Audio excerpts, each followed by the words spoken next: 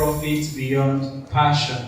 And I want to ask us here, is there something that you've been so passionate about over the years, and along the line you discover that they pay bills? Someone is thinking. Think. I'll ask you, so just think now. There's something you were so passionate about, okay, 2-3 years you've been running with it, but in 2025, you know if you pay your bills. There's something like that. The year 2024, I was so passionate about giving people nice haircuts. Okay, like Papa, doing like the home service. That was what I wanted to do, but over the years, I look at it. It will not pay my bill, because most people, when you meet them, they already have someone that's taking care of their hair, and they tend to stick to one business since I'm just starting new. So later switch and start playing little skills, see if that can help me in 2025. Thank you, sir. Thank you. All right. Well, that was passion, but I can bet you can still turn that passion to a big business. 2 days, is it? Yeah. The day Davido came to you, I saw a video of his Baba on the private jet Davido sat. Who saw that video online? Anybody? And now the question came to mind. How did this guy get to this place? You know, and he's flying private jets with who? Davido. He was cutting his hair inside the private jet. That was passion somewhere that turned to profit. Bros, make I tell you, that guy cannot collect 100K as a service charge. Another thing is, how many people have tried to turn what they love into a business and it did not work? Okay. I used to do it for free, but I think I should charge. And when you tried it, it did not work. I'm coming to you, so be ready.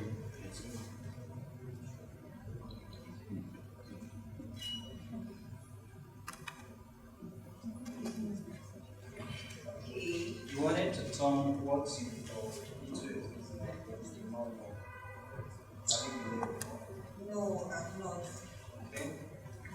For me, I feel I don't need to be passionate about something before it was. I'm an oil perfume vendor. When I started, I was not passionate about it. I wasn't passionate about it. I don't know how I started, but I just started. And it's been more than 5 years and I'm still selling oil perfume. I don't need to be passionate about that business. Just have a purpose, be resilient, be ready to do be ready to work. Then you see, along the line, you just notice you are passionate about it. Passion will come in later. You need to make money first, and along the line, passion will come in. What did she say? You need to make money first. You get it? You need to make money first. That's why we are here, to fix it. That's why we are here. She has been in business for 5 years. You know, you're right. You know, easy. What the MC said about 85%, you reach 90%. If you do your data very well, you pass 90%. Today, there will be hair vendors 2 months after they are selling handbags, 3 months after they are selling t-shirts. I mean, it's very rampant and common. They can't stay and build one business. And when you look at it, my elder said something about clarity. I'm coming to how to move from passion to profit, right? But I'm trying to pick this indices so as to build up a certain level of understanding as to doing what we are doing here, right? My elders talked about clarity. You don't do business because you see other people doing it. No. Now think of it that someone wakes up today to build another refinery in Nigeria. How many of us know that Dangote had to build first a construction company to be able to build the refinery in Nigeria. How many of us know about that? Okay. So another person going to build a refinery, you might either need to hire Dangote's company, or you might have to invest more than what he did, because it will take you getting a foreign company, and you know what that means. So you don't do business because you see other people doing it. You do it because you have a purpose. You do it because you have a why. You do it because you have value to offer. And Mr. Sharma said, money attracts value. Sorry, value attracts money, right? So if what you are doing is not valuable enough, people will not pay you. He said he wanted to offer home service. People did not see it as something, but there are people that charge as high as 25k, 50k home service, haircut. And I made reference to the Davido's hairstylist. I was struggling with my business, the FMBBC brand. I found a gap. I was doing everything myself, and being the salesperson, doing the production. And then I got in contact with one of my guys, and he said, bro, you cannot be the producer, distributor and everything. You need to get a system in place. I said, wow, what does that mean? Say, get a team. Okay, so what will they be doing when I can do everything? Say, you don't need to be doing everything. The core activity of a business owner is the salesperson. And the salesperson doesn't mean that you go to the marketplace to, no. The salesperson means that you bring up the revenue generation model for your business, right? That while you get the team and other people run. So that made me to say, okay, having solved this problem for myself, I was able to get a team, set up the FMBBC brand, where we have distributors, the production, the packaging and all of that. I now ask myself, in the marketplace, there are lots of businesses I have seen face the same thing. Yes. So I went in to do my research. I went in to say, okay, how can I help them? I needed more knowledge. I went through a series of trainings and all of that. Right? Going to the next slide, we're going to look at two businesses. Move to the next. Okay, passion gets you started, but you need a structure and all of that. Move to the next. 5. Alright, this is Right. We all know Gala and right? They were the two cats and dogs in that market at the time. So Right also came in to just do this in 2011. Okay, if you read about it, the founder was passionate about introducing a common snack in the marketplace and all of that. But in 2016, they grew from where they were just doing one snack to, producing soft drinks and all. What helped them to get to this level was a structure.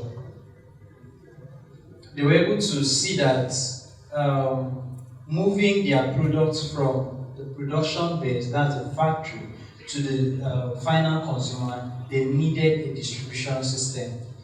They would not be able to be moving from Ogun State, where they are based, to Akwa Ibom. The lifespan of this is about 12 days, right? So if you are going to use the delivery, normal delivery, go and send it via delivery, might arrive here in 3 days. And getting to 3 days before the shops now pick it up might be 6 days, and before they now sell it, some of them would get, So first they understood they need to put up a structure of the distribution channel. And that is how they grew and began to introduce new products. They now asked themselves from Best Bite. From that, how do we help our customers to have a good taste of what we have to offer? They introduce a complementary product, the drinks. So there is no way you get to just buy the snack without being interested in the drink. They had a passion of just snack, but structure, knowledge, and market survey helped them to move from that point to where they added more products. And then they had to scale. They had to scale. Scaling means you now see their production chain. You can't do this at the passion level, right? No, you cannot do this at the passion level. They had to scale. That's how they moved from just where they were in 2011 to this in 2016 to this in 2025. Now the question comes to you, as a business owner, do you need freedom or do you want to stay with what you are passionate about? I am not yet. I think I would not love to stay just where doing something I'm passionate about. I would definitely love to explore, try out new things. I don't mean doing, for instance, selling clothes under 2 months, leaving it to the next one. But I would try to widen my horizon. Yes. Okay, thank you so much. So, I asked this question so that I would take us to the 4 pillars, what I call the 4 pillars of sustainable profits in business. We start with the vision.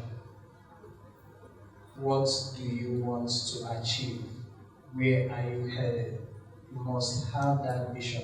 Yes, some people said I did not know where I was going to until I got there. Fine and good, but in this day and age, you need to get a destination.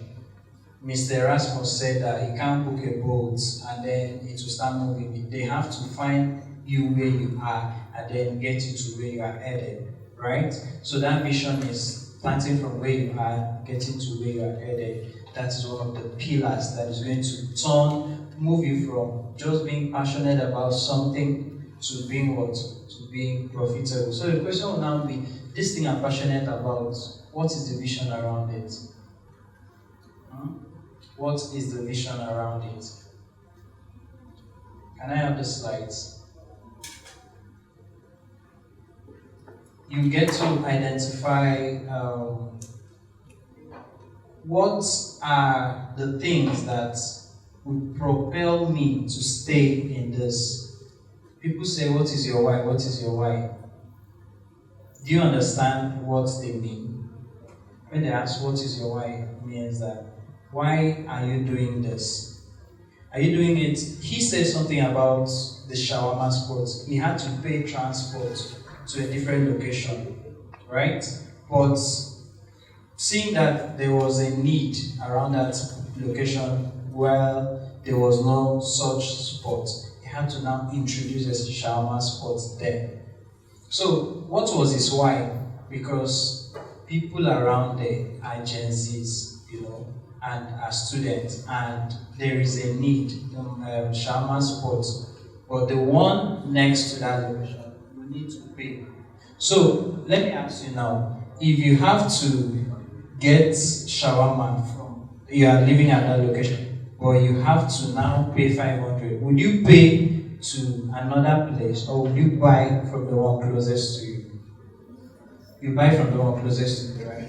So what is the why? The why there is providing a shawarma spot closest to a busy environment. The lady selling fragrance, what is our why? Ensuring that people build elegance, people build confidence, people stay stuck in their spirits wearing a nice fragrance. What is your why as a hairstylist? Ensuring that everybody that my hand gets to their head, I would make sure that everyone looking at their faces will get to ask, how did you get this cut? Where did you get this cut? This is so excellent and perfect. Right? So that is your why. That should form your vision. Why do you exist? What value do you deliver? And what do you intend to deliver consistently? Right? What do you intend to deliver consistently? You don't go into business and just start today. Tomorrow you are delivering something else. TMLZ is about 5 years plus 2, and we have been consistent with our fragrance standard. I have my distributors here, they can testify. When they roll it out to their target market, they keep getting the same thing. So the question comes to you, whatever you are doing, can you maintain that standard that should form part of your vision? I tried out some fragrance bottles, but I discovered that those ones were not very common in the market. I stayed back to a particular one because I wanted to keep it consistent. Because you don't introduce something today and tomorrow you are coming to tell me, oh, this is the same thing but in a different bottle, I'll reject it. Right? Then the second pillar is your operations. Systemize your operations. So, a manager of the bank going to stand behind the machine every day to ensure that when you press 10,000, it will count 10,000. She or he count 10,000, put it there for you to remove. Have you ever thought of that? If the bank runs in that, with that activity line, do you think the bank will be profitable? How many people would they need to be working day and night at the ATM point to ensure that the machine is paying? So what did they do? They automated everything. The only thing that we do is to go and feed the machine. It will dispense, right? So now, in your business, what are those things that have been taking your time? Look at it. What are those activities that have been taking your time? This is Fix My Business Bootcamp. I'm not here for a presentation. Daniel knows me, I don't do presentation. My own is as I'm talking, you are seeing the result. So now, okay, you don't even know the operations in your business line. If you are selling crayfish, right, and you have to get it from the market, come and select, come and measure, come and package, come and dispatch. How many things have I listed so far? Nobody was following. Okay, I go again. If you are selling crayfish, you have to go and buy it from the market, come and select, come and measure, come and package, come and dispatch. 5, right? If you are the business owner, and you're the one that will go to Oron to buy it, you're the one that will come and sit down and select 20 bags of crayfish. You're the one that will now package them into the different sizes. Measure them. You're the one that will now package them. You're the one that will now call dispatch rider. How many bags of crayfish do you think you can finish in a week? Okay, you're trying to answer. I think we'll be able to finish even these 2 bags. You won't be able to even select it. 20 bags and you want to, you cannot. So what do? Get someone else do the procurement for you. Get someone else do the selection. Get someone else do the measurements, give them standards. Get someone else do the packaging, show them how to do it. Get someone else do what? Do the delivery. Right? At the end of the day, what do? Every morning, you pay Mark Zuckerberg to do what? Advertise your crayfish business. When someone clicks a link from the advert, it takes them to a WhatsApp that does what? Places the order, and the dispatch person, the customer service desk is taking up the order, sending it to the delivery team. The delivery is packaging the order and doing what? Sending it out. Can you go and sleep and your business is running on that model? Yes, you can. Is it different from the ATM model? No. Right? So, to move from passion to profit, the second thing you need is what? you need to automate your operations. You need to automate your operations. Number 3 is your revenue system. Please on the slide, can we move to 9? Your revenue system. Please, you're timing me, right? Okay. I wanted to be sure that I'm within time. So, on your revenue system, you don't set your prices based on God. I feel like I should charge you, no, have your rate card, right? That's part of your systems. Have your rate card in place. Put your price. All those people that used to say DM for price, are you here? If you are here, I will take excuse from Daniel and show you the exit door. How do you run a business and telling somebody DM for price, DM for waiting? Put the price, let it scare me, I will run. Let it be cheaper, I would avoid it. Or let it be, I will chase it. Put the price there. So your pricing model, your revenue system is quite important. And then, review. Yesterday was 31st of October. How many of us had to look at our business activities for the month and can say that the business did well or did not do well? Anybody? Yesterday was 31st or 30th. You were able to look at your business books to say for the month of October, 31 days, the business did well or not. You did that. Thank you so much. So we see that why the business is still within the passion lane is because you did not review it. When you review it, you get to know that I don't do well. No.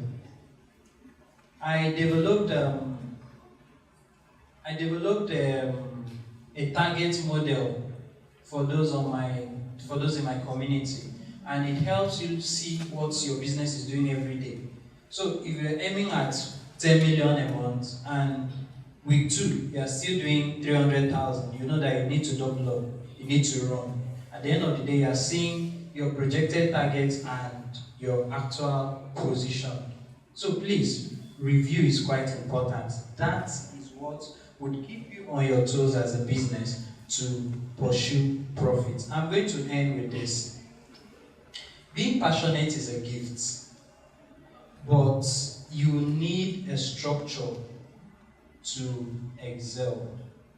And if you don't go with anything from Fix My Business Bootcamp 2025, know that passion alone cannot foot the bills. You need a system, a structure for your business to be able to achieve sustainability and profits. Thank you so much. Thank you very much, sir. It's a round of applause for